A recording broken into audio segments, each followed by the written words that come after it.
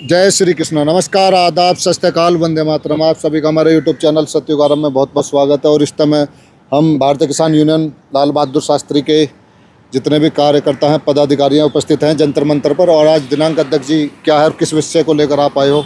आज हमारा जो यहाँ पर आना हुआ है, जो MBBS के छात्र हैं जो विदेश से पढ़कर आए हैं और आने के बाद यहाँ एक एग्ज़ाम होता है उनका, उसमें पारदर्शिता नहीं है, जिसकी वजह से 90% छात्र उसमें अनक्वालीफाई हुए हैं। हमारी मांग यह है केंद्र सरकार से बड़ा दिल रखकर इनकी समस्या को सुना और डॉक्टर जो विदेश से आए हैं उन्हें भी प्रैक्टिस का मौका मिले, जिससे कि हमारे देश के अंदर बहुत लोग गरीब हैं और कमज़ोर लोग हैं जिनकी ये डॉक्टरी लाइन में सेवा कर सकें, उनका इलाज कर सके, तो इससे देश का भला होगा। क्योंकि डॉक्टरों की बहुत कमी है, तो अगर जब कमी है और ये लोग प्रैक्टिस करना चाहते हैं और ये विदेश से पढ़ के भी आए हैं, तो इनके जो पारदर्शिता है, जो इनकी शंकाएं हैं उनकी सुनी जाए ध्यानपूर्वक और उसका निस्तारण किया जाए।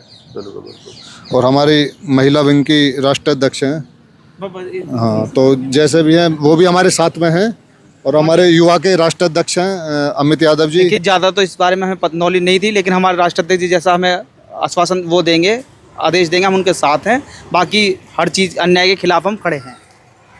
और जिस प्रकार से शोषण हो रहा है, लीक हो रहा है, तो मैं चाहता हूं कि आज ये जो पुलिस प्रशासन है ये बर्बरता कर रहा है छात्रों के साथ, ये पहले इस्तेमाल आम लोगों पर किया जाएगा और अंत में पेपर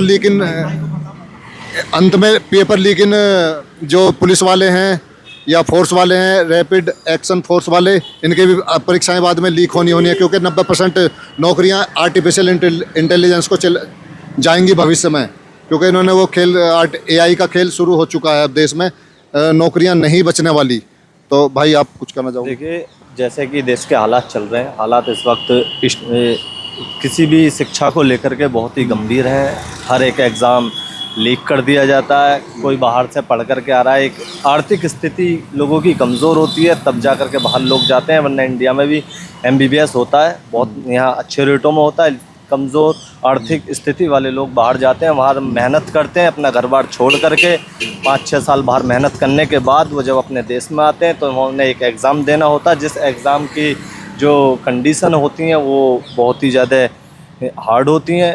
10-12% रेट होता है जिसका क्वालिफ़िकेशन का, जो क्वालिफ़ाई कर पाते हैं। उस स्थिति को देखते हुए आज हिंदुस्तान के अंदर जितना MBBS डॉक्टर बाहर से करके आया, वो इतना परेशान हो गया कि उन्हें ना तो लाइसेंस मिल पा रहा है, ना किसी गवर्नमेंट हॉस्पिटल में या प्राइवेट हॉस्पिटल में जॉब करने दी जा रही है। उनका एक इस तरीके से 5-6 साल बाहर रहने के बावजूद आम आदमियों की तरह, आम लोगों की तरह, आम स्टूडेंटों की तरह हिंदुस्तान में वो घूम रहे हैं सड़कों पर, क्योंकि वो एग्ज़ाम क्वालिफाई नहीं कर पा रहे हैं। सरकार को सोचना चाहिए, जो इंसान यहाँ से 6-7 साल बाहर रह करके, पढ़ करके हमारे देश में स्वस्थ प्रणाली को मजबूत करने की कोशिश कर रहा है, स्वस्थ सेवा देना चाहता है, अरे वो उन झोला छापों से तो अच्छे हैं वो पढ़ करके आए, जो बिना लाइसेंस के लोग गांव गली बैठ रहे हैं, उनसे तो वो लोग अरे आपको इस चीज़ पे ध्यान देना चाहिए। अगर एक एग्ज़ाम बड़ा नहीं कर पा रहा है, वो छोटा एग्ज़ाम ऐसा निकालो तब तक कि वो अपने फैमिली को चला पाए, अपना खर्चा निकाल पाए। गवर्नमेंट को इस बारे में सोचना चाहिए, उन लोगों को पर ध्यान देना चाहिए। हल्का उसका, जैसे मैंने अभी बच्चों से बात की, बच्चे बता रहे हैं कि हर साल एग्ज़ाम को हार्ड किया जा रहा है। और अपनी तरफ गवर्नमेंट को देखना चाहिए कि यहाँ की जो एग्ज़ामिनेशन सेंटर हैं लीक हो जाते हैं, एग्ज़ाम बड़े एग्ज़ाम लीक हो रहे हैं और बाहर से पढ़ने वालों के लिए इतना हार्ड कर दिया जा रहा है। ऐसे नाइंसाफ़ी बिल्कुल बर्दाश्त नहीं की जाएगी। आज हमारी लाल बहादुर शास्त्री किसान यूनियन की जो टीम है वो बिल्कुल इस चीज़ को डिनाई करती है, इस चीज़ को बर्दाश्त नहीं किया जाएगा। सब एक समान होगा। आप एग्ज़ाम लेंगे तो उसके आंसर शीट भी आप हमें दिखाएंगे। आप अगर कोई एग्ज़ाम हिंदुस्तान के अंदर होगा तो उसका पारदर्शिता बिल्कुल आमने सामने होगी। और बच्चों को डराया भी जा रहा है। फेस रिकॉग्निशन CCTV कैमरा के द्वारा जिनकी वैन है उसके द्वारा अध्यक्ष जी डराया भी जा रहा है कि मतलब जो आंखों के रेटिना के द्वारा टोटल उनका जो जन्म पत्री निकल जाती है। हर साल कम से कम 1 लाख बच्चे और 3 लाख महिलाएं और बच्चियां गायब हो जाती हैं प्रतिवर्ष। ये NCRB की रिपोर्ट है। तो ये बताओ, वहाँ इनका जब ये CCTV face recognition CCTV cameras कहाँ चले जाते हैं? आज ये डराया जा रहा है। ये तो दमन के लिए है, इसका मतलब आवाज़ को दबाने के लिए ये सब किया जा रहा है।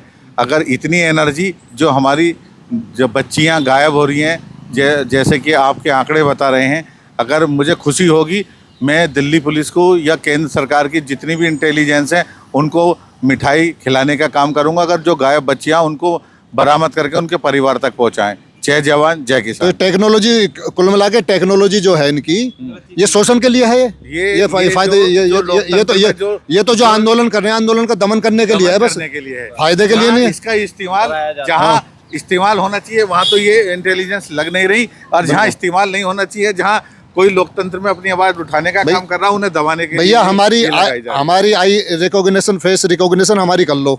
हम है भारतीय किसान यूनियन लाल बहादुर शास्त्री से हैं, और भी समस्त हमारे राष्ट्रीय अध्यक्ष हैं जो कि 40-50 के आसपास हैं हमारे संयुक्त मोर्चे के। तो भैया हमारी रिकॉग्निशन कर लो, ठीक है जगदीश जी? बिल्कुल। हम छात्रों के, नौजवानों के, किसानों के खिलाफ जब भी कोई आवाज दबाने का काम करेगा, हम लोकतांत्रिक तरीके से, गांधीवादी तरीके से उनकी आवाज को सरकार तक पहुंचाने का काम करेंगे। अगर सरकार नहीं सुनेगी तो गांधीवादी तरीके से सत्याग्रह आंदोलन करने के लिए हम लोग बाध्य होंगे, जिसकी जिम्मेदारी केंद्र सरकार की होगी। जय जवान जय किसान। जय जवान।